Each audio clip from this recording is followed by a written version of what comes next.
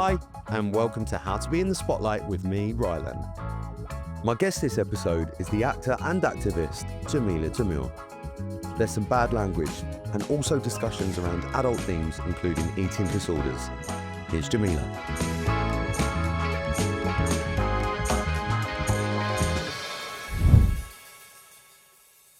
Jameela. Hello. How are you?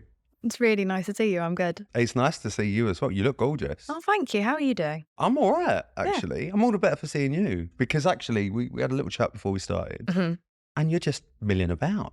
Just having a little... Jamilling about. Yeah. Jamilling about. Yeah. I like that. Well, look, whenever anyone comes on this podcast, I like to ask everyone the exact same question when they start. Okay. And that is, what does being in the spotlight mean to you? Being in the spotlight to me, personally, it just means being perceived in an exaggerated way. But if you mean emotionally, the spotlight doesn't mean anything particularly to me because the whole thing feels so surreal. No, So it feels like really official. discombobulating. Even after 16 years, it just doesn't feel real. It doesn't feel normal for human beings to be elevated above other human beings because of a skill. And I think that that's bizarre, and that no human being I can think of, apart from maybe Emma Thompson, is able to carry that sort of weight or pressure. I don't think anyone can exist at the altitude of that sort of pedestal for long, healthily. And they don't. Most people don't. Did you want to be famous? No. Growing up? God, no. You didn't? God, no. No. I wanted to be a doctor because I'm Indian as fuck. And so that's it. I had no plan. I was an English teacher. I got scouted at the Green Man pub on Berwick Street. Well, I'm really interested in this because this literally was an accidental moment. He just said that there was an open call to replace Alexa Chung on T4 and that they were looking for people all over. That didn't have to be people who were already in telly. It could be anyone. And he gave me an email. Well, at first he said, you should be on TV. And I was like, I would never be on TV. People on TV are so vacuous. And I wasn't wrong. But he then said it was £1,000 a day. And as an English teacher who made that in a month, if I was lucky, I was like, sorry, what's the email? at.co.uk. And all my principals flew out the window. And I wrote an email with a picture. They called me in for an audition. They were like, everyone's coming in and doing a sort of impression of Simon and Makita and just trying to be like them. And it's really boring. So just do something different. So I did my entire interview in an Indian accent. And God help me if those tapes are ever released. Well, we've got them now. Yeah. If you just take it. But I did a really wacky interview, and then I got to do it with Rick Edwards in my normal voice. And then a week later, they took me out for lunch and changed my life and gave me the job on T4. And then a week after that, I was live on TV. Week. See, like this doesn't happen nowadays. No, I don't. I mean, especially it's so just rare. To go from an English teacher. Yeah. What's going through your head when this happened? I was like, how does this happen without me sucking anyone off? This has been insane. Did you? No, I hadn't sucked anyone off at that point. I was a very late development. Oh, okay. But no. I love that you asked if I did, though. Why wouldn't I? No. I know where I got it. Oh, my God. I'm the only person I know who would fuck my way down the industry. I don't have the skill set. See, this is where we're so different. I just don't. We're so the opposite end of the spectrum here. I'd fuck my way under the middle. So how does it feel for the girl who's an English teacher, knowing that, I could make in a day what I make a month being that teacher, being thrown onto live television? I think I'd kind of half disassociated and half just felt like the whole thing was a prank. I felt like I was on the Truman Show, and my main goal in life is to make my friends laugh. And I felt as though this was just so funny. This was just so ridiculous that I'm in this on telly situation. this morning. Yeah, because I was like, this isn't going to last long. They're going to realise that I'm terrible at this. I'm going to get fired. That's going to make them laugh. And so it was just sort of I didn't put a lot of pressure on myself because I was like, this isn't my fault. They gave me this job. That was their mistake. This is on them. Yeah. So I'm just going to get as much free catering as I can until I'm fired. And that's always been my philosophy in this industry, is like pretend, I treat it like I've crashed a wedding, so just like take the booze, take the food, just get what you can, off. Snog who you can, and piss off when you get thrown out. Everyone out. Thank you very much. And so I kept my English teaching job for 8 months, and I just freaked out my students. You know, I think it started to become distracting, and they didn't want to talk about anything other than like what Dappy smells like, or, you know, I have Tiny Temper's number. So it just became too distracting and weird for my students. And so after a while, I just realised that, you know what, after 8 months, they haven't fired me. I think I'm just going to try and give this like a full commitment. Give it a little go. Yeah, so then I started to actually take it seriously, but I really didn't at first because it just felt like such a laugh. When was the moment you knew people know I am? I think the first moment I realised I was vaguely recognisable was when I went to the Brits in 2009, maybe, and someone said, "Oh, are you the other brown one off T4?" And I was like, yes, I am. Yes, I am the other brown one, thank you. That is my name. I've made it. And so, yeah, basically I was known as not Makita, and that was enough for me. You had an incident in Topshop, didn't you, once? I mean, not an incident especially, just always in Topshop where I would get mobbed by teenage girls anytime I went. And again, I would go because I didn't have a stylist, because I didn't understand how the industry worked, and because I didn't want to lose my sense of I feel normality. like no one did in that time. Yeah. I feel like everyone did just go down H&M, Topshop, Miss Selfridge. Yeah, I don't feel like we were get a rah-rah skirt and a gypsy belt. I don't Everyone feel was like happy. we were so wanky back then. No. Like no one took it so seriously. No. And I still like to do everything for myself because I think this industry infantilizes you almost deliberately, because then all the people who you get to rely a on point to where do you don't everything, know how to you get forget dressed. how to do anything for yourself. And so I think I've always really held on to my independence in that way, and always just wanted to go out and tangibly do everything myself. And I think it's a really toxic part of this industry is how infantilized and how removed from normality in society it is. And I think that's why so many celebrities, including myself at times, can be so tone deaf, because we're just out of touch, and we've been deliberately like made more and more out of touch, and we've allowed it to happen. And I think when I realised it was happening to me, I started to really make sure that I re-examined my life and kept my feet on the ground. What was it like working at T4? Because obviously I watched it. I remember growing up watching all of that, loving it. T4 was a little bit different because it was always a little bit naughty. It was a little bit naughty, which I liked the fact that it was really naughty. Yeah. But I had a difficulty with who they wanted me to be. You know, Who did they want you to be? They wanted me to be cool and Do you not think you're cool? superior. No, I'm not cool, and I never have been cool. I've never felt superior, and there was an element of superiority. There was an element of we're cooler than you and we're smarter than you. And I tried my best to sort of emulate that because I was 23, and I think I also have always been a bit of a chameleon where I naturally acclimatise like a sociopath to whoever I'm around, and I've had to learn to stop doing that. And so I tried my best to be sort of haughty and a bit sarcastic, but it just felt so wrong. Was there any times that you refused to do anything? Yeah, it got a little bit meaner than I would say was funny sometimes. And I don't want to shit on T4 because it gave me so much. Of course not. There were just some things that I think didn't work for my personality. And there was a game they wanted me to play where I had a very short rapper on the show, and they wanted me to play a game called What Things in the World Are Bigger Than You? And it's like, he knows he's small. This is a young black man who's significantly shorter than me. I'm 5'11". I'm not going to sit there already so much bigger than him on TV and then humiliate and emasculate him on TV. Like, for what? Who is going to laugh at that? What is the point of that? It was different when it was Simon and Makita and they were teenagers who were in just sort of very normal clothes, and like Simon was so, you know, endearing and nerdy. It felt like they were punching up. But suddenly when it's like Steve Jones and Alexa Chung and Rick Edwards, like models, Yeah. the tone changes then. Yeah. And so I think it just didn't suit me. I think they were all very good they are very good at their jobs. They're all incredibly talented and funny and smart. But that just didn't sit right with me. And I think that was part of what made me want to go to Radio 1, where I felt like I didn't have to be scripted. I didn't have an auto cue, and I could then be myself. And that suited me a bit, I think, better emotionally. Well, you did make the move into Radio did, 1, which yeah. is an incredible jump as well. You've joined one of the biggest brands in the country. Yeah. You're still very young as Yeah. well, and they've entrusted you Yeah. to do that job. Mhm. So what goes through your mind when you've gone, hold up, I've sent an email in a park, I've started talking on telly, Well, at this now point, I'm at BBC Radio 1. At this point, it's sort of like crack, isn't it? Where it's like, what else can I get away with? And I think that's what acting has been for me. I think that's what writing has been for me. Everything is just, when are they going to figure out that I'm shit? Mhm. And I think some members of the public who are on Twitter have figured that out, and well done to them. The game is up.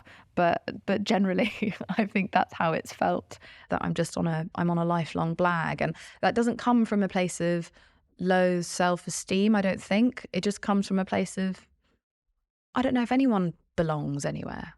I don't think I have imposter syndrome. Like, what is belong? What does it mean for someone to belong in the room? You know, all the parties that we get to go to. And it's like, what makes any of those people have more of a right to be in there than someone else? And so I don't really have imposter syndrome. I just think all of this is really fun and I'm really lucky to be here. And it's really silly and it should never be taken too seriously because we're not saving lives. What was it like working at Radio 1? Really fun. Because by this point, you've established yourself. Yeah, I've established myself and they gave me so much freedom and I was able to just be myself. No one was judging the way that I looked there and then. Like, I didn't have to come in dressed up for work. But then I gained a lot of weight on medicine. I was on medication for pneumonia and asthma. So I was taking steroids.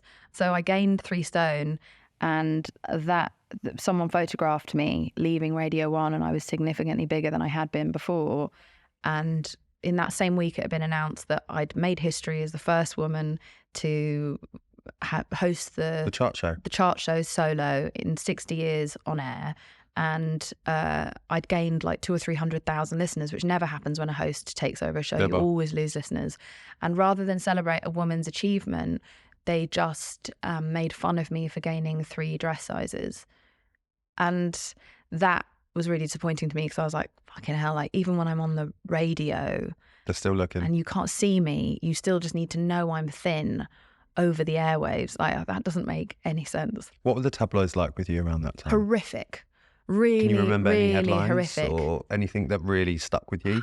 I don't remember headlines specifically, but I remember the manipulation of the imagery. I remember that it's really pissed me off. They were creating a narrative with pictures about my life that was false. Like, I was really happy. Paparazzi were hounding me. They were outside my house night and day. Like 6 a.m, I could be getting into my flat and drop my keys, bend over, think I'm alone on the street, and then a picture of my arse is on the cover of one of those tabloid magazines. And they would always put it next to a picture of me at my most anorexic, at my thinnest. And in the thin photo, the photographer has waited for me to take the shot. I'm posed, I'm poised, I'm comfortable, I'm smiling. Whereas in all the other photos, I'm unaware or I'm tired or it's hot outside, so I've got a grumpy face. So what they were trying to portray is that when I was thin, I was happy, whereas actually I was fucking miserable because I was starving myself. Yeah. And had no sex drive, couldn't be bothered to go anywhere or do anything because I was living on no food.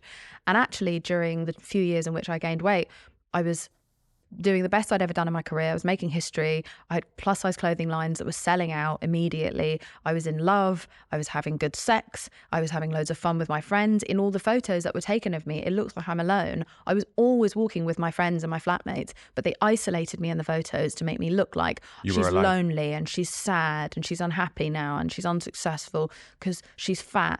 And that's so dangerous and dark for people to see because that is the narrative we spin. And I got offered all these weight loss deals at the time where they were like, we want to take a photo of you sort of, you know, running in the beach or in the park or something in a swimsuit that's a few sizes too small and you're going to be holding a burger and it'll be like especially unflattering.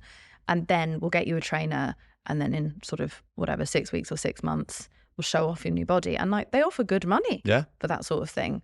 I was so horrified because I used to read those stories, those weight loss stories as a kid and believe them.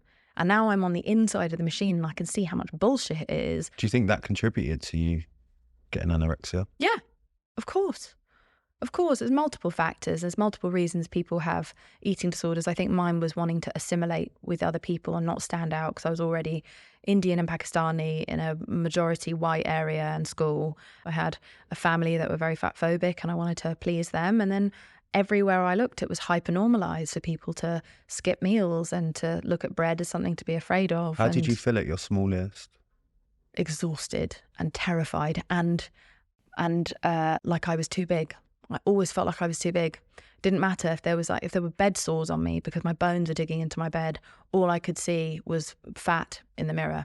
I had such severe body dysmorphia that it was terrifying. And I lived for comments about how thin I was. And if someone was worried, I thought that was a good thing and a good sign that I was nailing it. When you started getting the comments about your weight from the press, and like you say, you're now the one on the inside of this machine that had a contributing factor to your own troubles when you were younger. How do you survive that? Oh, you just blow shit wide open. I just told everyone. That was the beginning of me going, I'm not going to be polite in interviews. I'm not going to talk about my hair care routine. I'm going to talk about this all the time. And I ended up speaking about it in Parliament. I started doing campaigns around it. And so I think when people in 2018 thought that I was suddenly just a famous actress in the US trying to make a name for myself by talking about body image, it's like, I've been doing this for years. It's just that I was doing it in the UK. So that was kind of the beginning of me just fighting back, and then refusing to go to a gym, refusing to get a personal trainer, refusing to go on a diet. I was just like, I'm just going to let my body do whatever it's going to do and accept it at that size. And if I get pushed out of the industry, I get pushed out of the industry. Did it ever cross your mind to do things you did when you were younger? No. I was determined not to, because now I knew that it was all based on a lie. Now I understood that everything I believed was fake. And so now it was out of spite. I would spite eat. I would give anything to take those years back, especially now that I know that I've hurt my bone density, my kidneys, my digestive system. I have harmed my immune system, and I will pay the price for that for the rest of my life. I will never, ever fully recover from what I did, from all those teas and those laxatives and any fat melting, anything. I did it all. I can't believe I even still have an anus. I can't believe it. I took so many of those laxatives. Have you just got the one, or? I've just got the one still, and it's fine. She's a survivor. Send her my love. I will. But it's not worth it. And so I beg of you to never do anything for a quick result. If you want to change your body, but do it slowly, sustainably, with the help and advice of experts. But this quick fix obsession, 5% of diets work. 95% of diets fail. It is by design that they tell you to do all these quick weight loss methods. So you put it because back they on know and you're carry on. it's unsustainable, you're gonna bounce back. The diet industry is a much more insidious and dangerous and damaging industry than it's given credit for. What do you By make design. of this Ozempic craze that's going on at the minute? There's been stories in the news that a lot of people that actually need those drugs can't get hold of those drugs because they're being farmed out to people to be selling on the sly for severe weight loss. You can see the impact of it through the industry, because I went to get fitted for an event and the samples are this big again. Really? Yeah. Baby gap size. No. And I couldn't believe it. I couldn't believe how small the samples were again. And I was like, oh my God, this feels like when I joined the industry 16 years ago. Gone Where you couldn't backwards? get a leg in. Yeah. You think we've gone back? Totally gone back. Totally gone back, because they know that now everyone's got access to the thing that means they can get into the sample. And the problem with this is that's the image that the world sees on the red carpet and in the magazines. And then that becomes the beauty ideal. And then women who work in offices and shops and girls who are at school look at that and they see all these celebrities all with the same uniform body, even if they're different ages, different height, different ethnicities, they've all got the same body. So that must be the correct body. And there's something wrong with me because I don't look like that. And so that's why the samples are dangerous. I know that people think sometimes that I could be a bit annoying about all this stuff, but it is much more insidious and dangerous than people realise. And I do think that there isn't enough talk about the fact that anorexia is the highest cause of death of any mental illness. And so we don't take it seriously. We think of it as an indulgent little white girl phase. And actually it's a lifelong disease in which 30% of people ever recover. Do you think you've recovered? Yeah, totally. How do you know? Because I don't think about food as anything other than fuel. Yeah.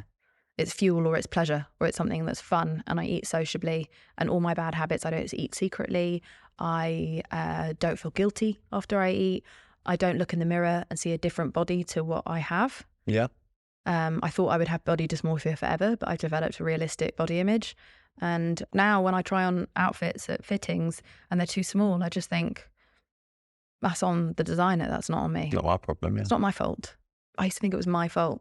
Genuinely? Yeah, well, because I got told it was my fault. I did a shoot for, Vogue, where they would give me size 00, even though I sent that I was a UK size 6 or 8. I was forced into 4 pairs of Spanx and then just couldn't breathe. And they were like, don't breathe. Well, I know you've been you can vocal in the withstand it. past, but I mean, just recently saw the Met Gala. Yeah. Kim Kardashian, the waist like this. Yeah. That's not realistic, surely. She's not trying to be realistic though. She's wearing a corset. I understand why it's not responsible to wear a tiny corset, but I also think it was a bit weird that no one talked about the fact that that was Margiela, and Margiela designed that, and the entire Margiela runway show was girls who were almost fainting coming down the runway wearing those tiny corsets. So it's a bit weird that all the focus is on Kim Kardashian and none of the focus is on the designer or the stylist who put her in that. Like, it's just that feels strange to me, because we feel so powerless against institutions and against industries, and so it's easier to pick an individual and make them the problem. And I have sometimes blamed Kim Kardashian for things, but only when she's literally specifically selling something. But other than that, I don't hold her responsible for the beauty standard. I hold the media responsible for the beauty standard. She's just living. Anyone could become the beauty standard. It depends on who the media picks. And so it was, I think, unexpected for me to be the one defending her. But I was like, at some point, we have to take responsibility for the fact that we're the ones who click on these celebrities. We're the ones who give them our algorithmic attention. We're the ones who buy the magazines that have them on the cover. So the media is only ever going to supply what we demand. And if we continue to take an interest, even if it's just to hate on someone, then we are perpetuating their relevance. We make people, we can break people. And I don't think the public realise how powerful they are. And it's time that they do, because we get to choose our people, our celebrities. Let's talk about you going to LA. Oh, yeah. Because that was another accident, wasn't it?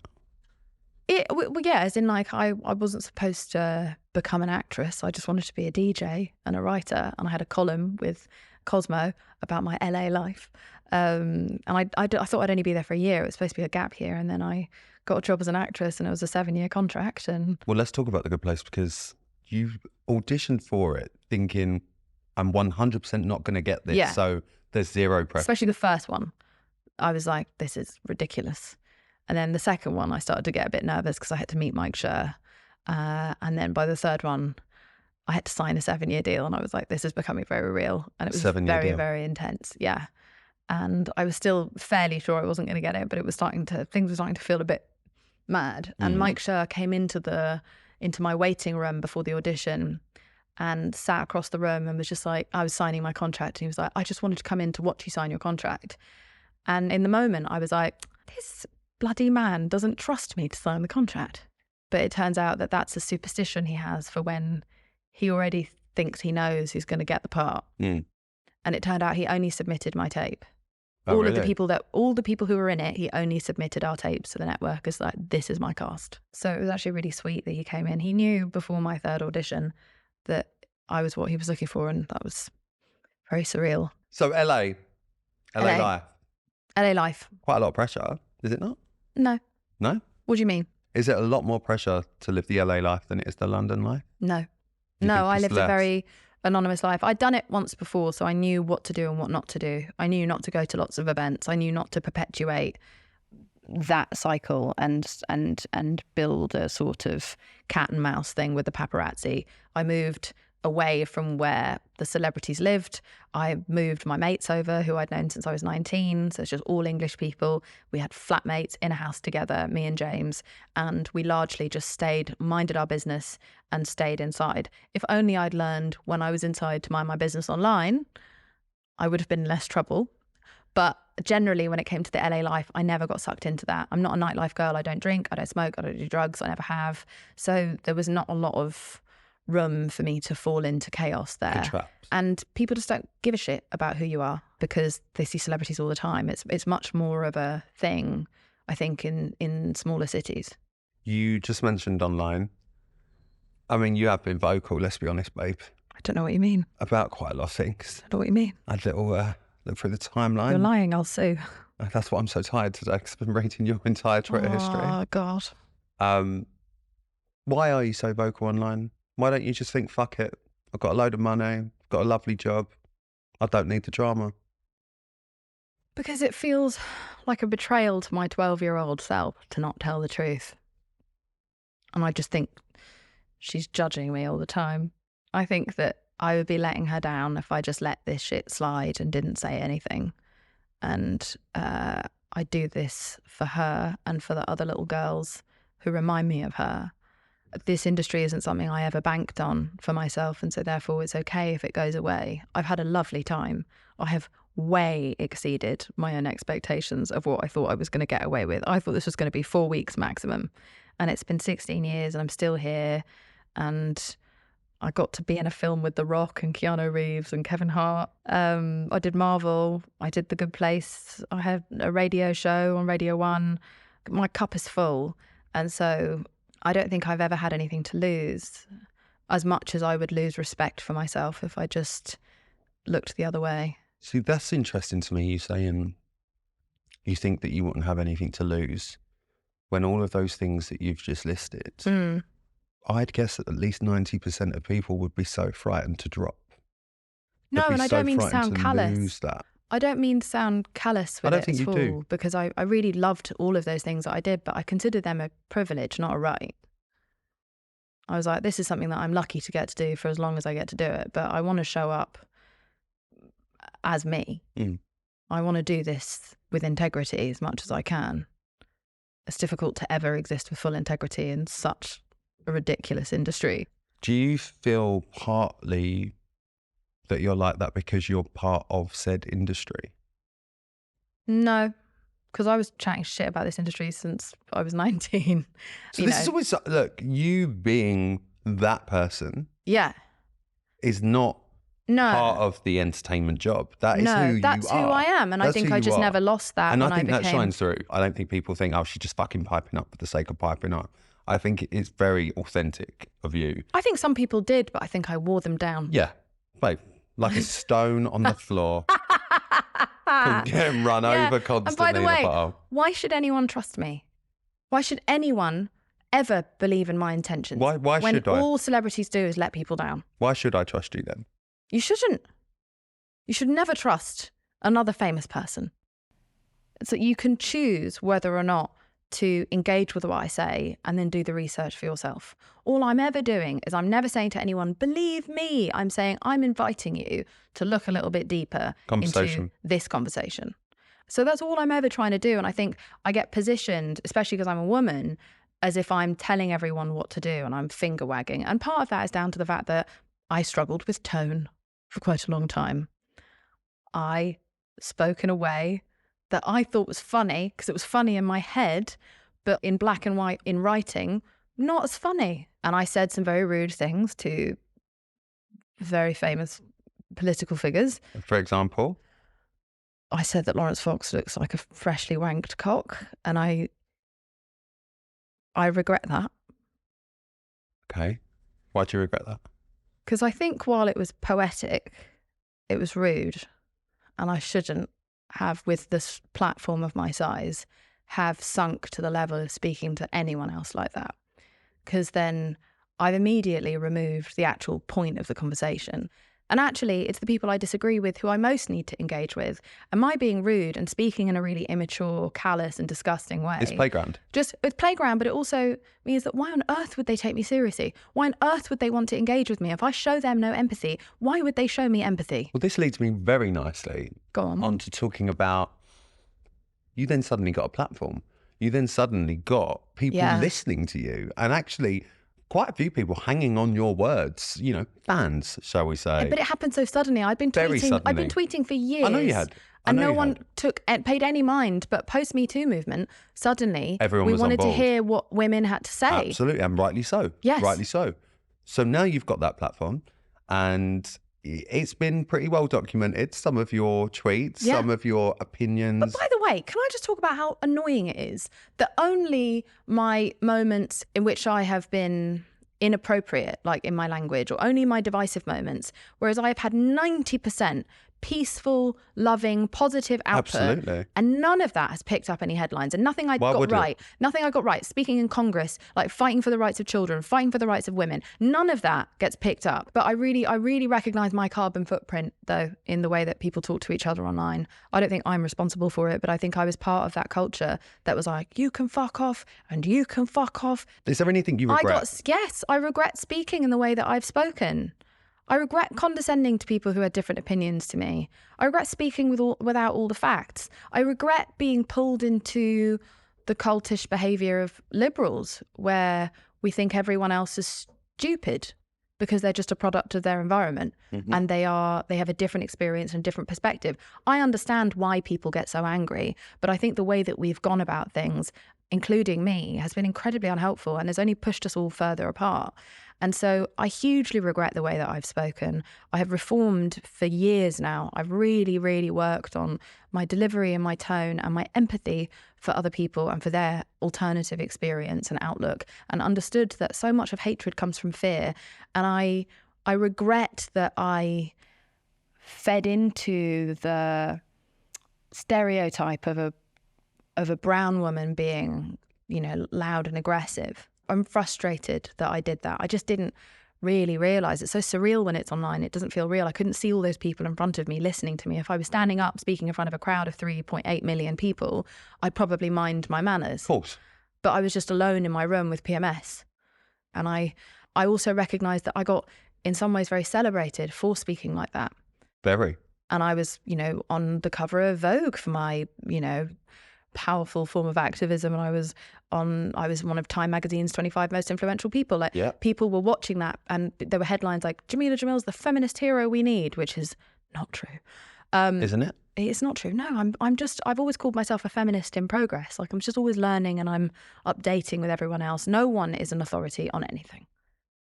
But why do you feel that way? Because actually, I think... Because nobody can contain all of the information in the world. Absolutely, our brains are just not designed for that. Why don't you just take the compliment that people believe that what she's fucking got to say? Do you not think? No, it's not a compliment. No, it's turning me into it's deifying me. It's putting the pressure on me to be perfect and to be omniscient. And I'm not any of those things. But isn't it pretty interesting that you say that it's putting the pressure on me to be perfect, but people like the fact that you're not? Some people do, but some people really don't. Some people really expect that, especially of women. We don't reserve the benefit of the doubt for women because we've spent it all on men. Men can beat a woman up and in many cases do the GQ, sorry piece a year later, and it's all shot in HD and they're brooding into the camera, and it's all you can really see all their wrinkles now, and they're being really pensive, and they're talking about their abusive childhood, and we go, oh, he had abusive childhood. If a woman does anything wrong, there's no comeback piece for her. There's no redemption arc for a woman. I'm one of the first people I know who's gotten into as much trouble as I've gotten into in the past, and then just kept going and then booked Marvel. Because I just simply refused. I was like, this is ridiculous that men get to come back and women are just shown the door as soon as they make a slight mistake. When was it the worst? When you thought, this is actually starting to affect me now? 2020. 2020 was really bad. And I knew it was coming because I was flying too high. So what was 2020 for you? 2020 was just the inevitable. I'd been overexposed, and I can't control the overexposure. None of us can. The media picks a woman and goes, she's interesting. Let's elevate her above everyone else. Let's amplify everything she says. Let's take any comment she makes and turn it into a headline. I couldn't queef without making a headline. It was ridiculous. Everything I tweeted, everything I would reply in a tweet to someone turned into a headline. So why didn't you stop tweeting? Because I thought it was unfair. I thought it was a tactic to silence me. And I didn't want to be silenced because I was talking about important stuff. I was talking about abortions. I was talking about eating disorders. I was talking about mental health. These are not reasons to silence someone. I was like, it's going to be over for me at some point anyway, so I may as well just go for it and speak while I can until everyone stops listening. And then came the kind of backlash and the rumours and the lies about me and the accusations. It was almost too many things to go into all over again, and I can't really be asked. It was so well documented that I can't be bothered to rehash it, but it was just people spreading so many different types of lies about me, and it happened all at the same time. And it was so interesting to watch this happen to so many women throughout time, where we see her, we love her, she gets overexposed, right. And then we're like, she's getting a bit full of herself. Do you remember with Jennifer Lawrence? At first it was like, oh, she's so relatable, she's just like us, she watches Real Housewives, oh my God, she farts. And then all of a sudden it was like, why is she trying to be so relatable? It's a perfect system. When you look at the pattern, you can't unsee it. And all you have to look for is the next girl. And that happened to me. And I was like, fuck this. Let's talk about the show. Don't want to do it anymore. Yeah, go on. About ballroom culture. Mm-hmm. You come under quite an attack for doing that show. Yes, that was one of the things. Explain that to me. That was just me joining a show where they'd come to me and said, we've been trying to get the show off the ground for 2 years. No one is saying yes to being a part of the show because the show is largely full of trans people. And that was a subject that a lot of celebrities weren't willing to touch. Remember, this is like 5 years ago now. Now it would be insane to not speak out for that community. Yeah. But 5 years ago, people were like, oh, it's a bit divisive. So a lot of people said no. And they knew that I was someone who cared a lot about everyone's rights. Yeah. So they came to me and they were like, will you do it? We are at the end of being able to convince this network to get this over the line. You have a big following. You and Megan Thee Stallion. You're not from ballroom culture, but you could get this show made if you sign on. So we signed on. And I signed on as a producer, and so that I'd be able to make sure that we try at least to protect the contestants. But also I signed on as one of the judges, and I had no idea how angry that would make people. But I don't regret it because that show wouldn't have been made otherwise. And that show was really amazing. And it has it showcased some really extraordinary talent. And I'm really proud of that show. And what I do wish is that we were in a world where you didn't need a celebrity who wasn't from that community to be able to sell a show. And I think that is a real problem with our commissioners. But I'm glad that Megan and I joined that show and got it over the ground. But I also totally understand why people were pissed. And the reason I get into the most trouble that I get into is partially because the media know that I've got their number and I've been calling them out for 12 years. So that's why I'll never be a media darling, and that's okay. But what hurt is that I've put so much on the line. I've risked millions of dollars, millions of pounds, so many job opportunities, so many contracts and campaigns. I've thrown it all away to fight for other people. And the speed with which I was thrown away and no one showed up to fight for me was such a rude awakening of and I think every person in social justice recognizes this at some point, that you're on your own. 100%. It was really scary to be in the middle of, because it just felt like a whirlwind that was never going to end. Now I'm okay with it because I've survived it and seen the other side. And now I'm the ghost of cancellations past, coming back to warn other women and be like, you can just keep going. Will you wear a little night hat? Yeah, of course. And the slippers. Jameela, I asked you a question at the beginning of this chat. I'm going to ask you it again now. What does being in the spotlight mean to you? It doesn't have a particular meaning to me. It's too surreal. It's just something that I'm never really going to fully understand. I'm never going to feel famous. Listen, if I feel proud of myself for anything in this industry that I've done with my platform, it's that I am representation for fucking up. And I think we need that. We've got a lot of perfect women, and I think we need more imperfect women who come back, who dust themselves off and try again. And if I could be a role model for anything, I think I'm a role model for that. Wear the badge with pride, but yeah. Jameela Jamil, thank you so much. Thank you.